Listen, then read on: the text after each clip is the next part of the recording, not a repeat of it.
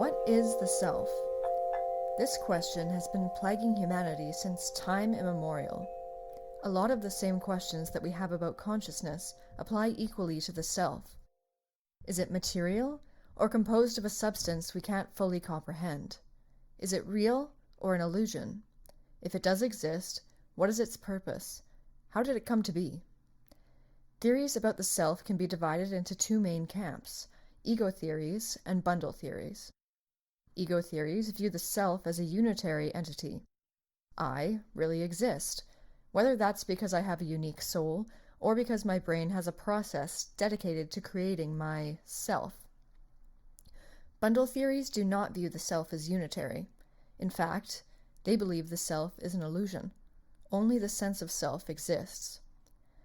It might feel absurd to imagine yourself being an illusion. It feels like the most obvious fact of our experience that we are singular entities, making our way through the world. After all, Descartes said, "I think, therefore I am," not "thinking is happening, therefore thinking is."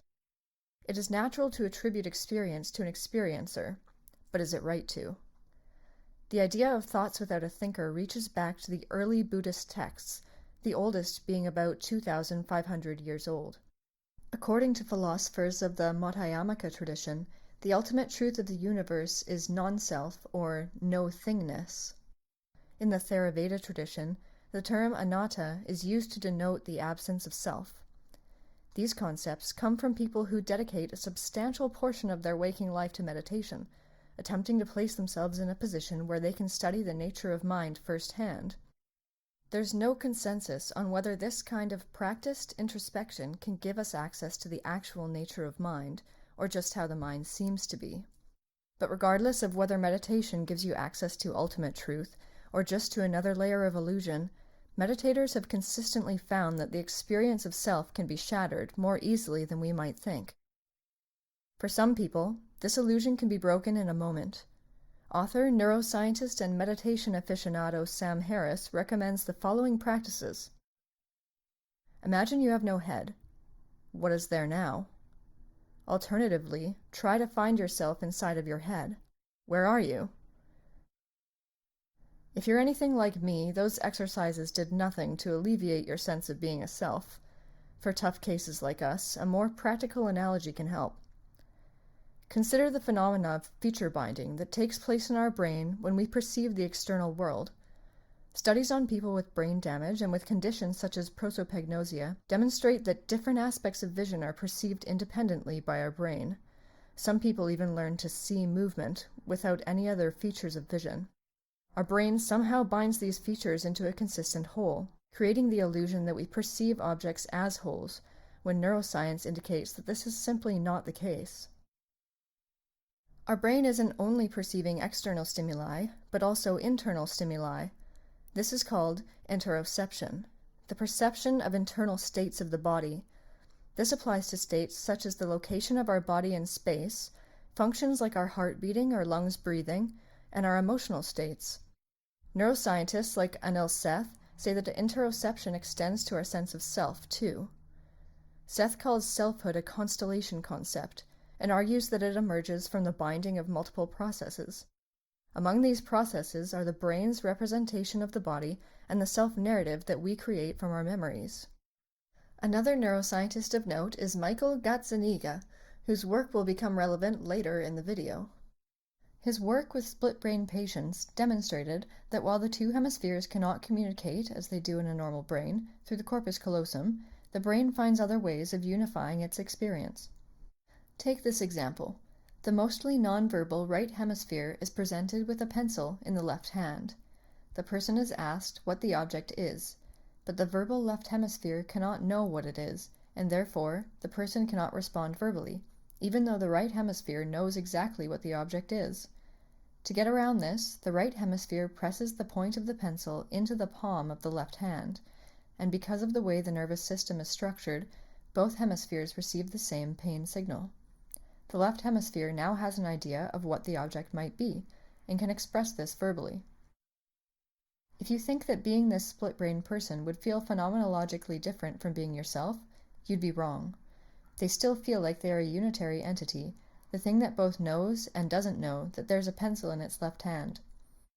After some initial difficulty in coordinating between the two sides of the body in the months immediately following the surgery, their lives continue on in much the same way as they did before, absent some worrying seizures that prompted the drastic surgery to begin with. You might be tempted to believe that both of the hemispheres are conscious selves, independent of each other, but the corpus callosum is not the only point of connection between the hemispheres, although it is the largest. The hemispheres also share a connection to the same body, which plays a role in cognition. Would this mean the hemispheres are only mostly independent selves? As we'll soon see, bundle theories can help explain why this question is nonsensical. So we know now that we don't need to rely solely on the first-person introspection methods of Buddhist meditators to find evidence that the self is an illusion. Neuroscientists have come to the same conclusion using solely third-person methods of scientific investigation. But even if we do accept that the self as a real, unitary entity is an illusion, we're still left with the question of why we seem to be a self. One popular theory that attempts to answer this question considers the self to be a center of narrative gravity. Daniel Dennett, a well-known philosopher of consciousness, first argued for this conception of the self in 1992. The self, he argues, is a useful fiction that we generate to make sense of our experience being in the world.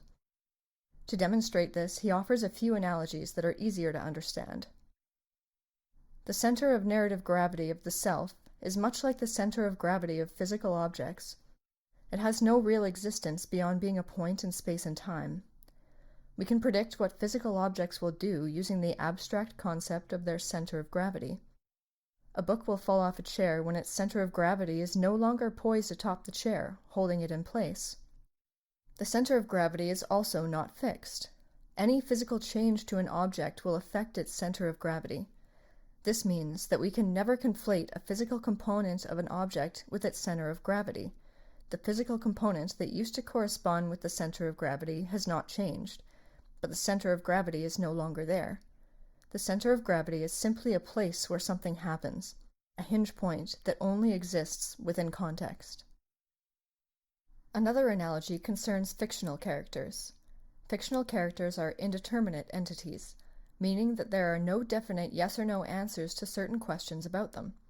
Take Bilbo Baggins, for example. If I wanted to know whether he preferred raspberry or strawberry jam, it would make no sense to ask this question, unless Tolkien had written that into the story.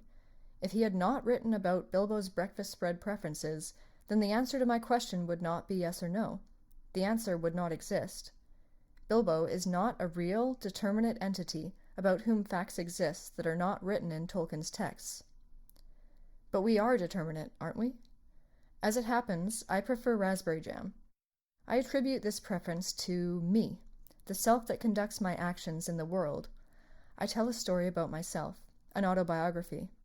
I'm a person who prefers raspberry jam. I always have, and likely always will. But as anyone who has deeply considered the problem of free will should know, our actions are decided upon prior to any awareness by the conscious mind, the I that feels like an agent in the world. What neuroscience and Buddhist introspection tells us is that I am really just observing the preference for raspberry jam that my brain-body system has generated. The argument for the self as a center of narrative gravity goes deeper still. This is where Gazzaniga's work comes in. Dennett explains how the sense of a unified I that makes sense of experiences could have come to be. Similar to the two hemispheres in a split-brain patient, the normal brain also has somewhat independent modules that, while interconnected, have some level of autonomy. This is elucidated by the sometimes highly specific changes in abilities that accompany brain damage. Much like the split-brain patient who uses pain receptors to communicate between the hemispheres, Dennett argues that we have evolved a way to communicate effectively between different regions of our brain, namely, thinking. If you sit in dedicated introspection long enough, or in the right way, you will find that you can de-identify yourself from your thoughts. Then, their nature becomes clear. A thought arises. Perhaps it is a question. An answer appears. An image is presented, and a thought responds. Where are all of these inner experiences coming from? In Dennett's view, you are observing a discourse between the different modules of the brain. But where does the I come in? This is the center of narrative gravity, an abstract point that is generated by the thoughts, perceptions, and actions our body-mind system experiences. A story we tell about the origin point of our beliefs, thoughts, and actions, an origin point that is actually their offspring. To bring this back to the analogy of the indeterminate fictional character, are we really determinate entities? If the self is simply a convergence point, like the center of gravity of an object, then there are no real facts about it, beyond the facts that are input into it by the context of the body-brain system. Change the context, and you fundamentally change the illusion of self. The theory of self as a center of narrative gravity offers one explanation for the illusion of self, that it is born of the apparent unity of our thoughts, thoughts being evolutionarily advantageous. Yet this stands in contrast to the Buddhist perspective, which confidently proclaims that an attachment to self is the source of all human suffering. How could an evolutionary adaptation simultaneously be a catastrophe for humankind? Perhaps this apparent paradox invites us to rest amidst the tension of the opposites. With an increased capacity to appreciate the sublime, we also receive an increased capacity for suffering. Recognizing the illusion of the self can relieve this pain when it's at its worst, and can intensify the sense of connection you feel in the heights of ecstasy. But in our day-to-day lives, when the illusion of self takes hold, our narratives will continue to be written. And thank goodness they will, because who doesn't love a good story?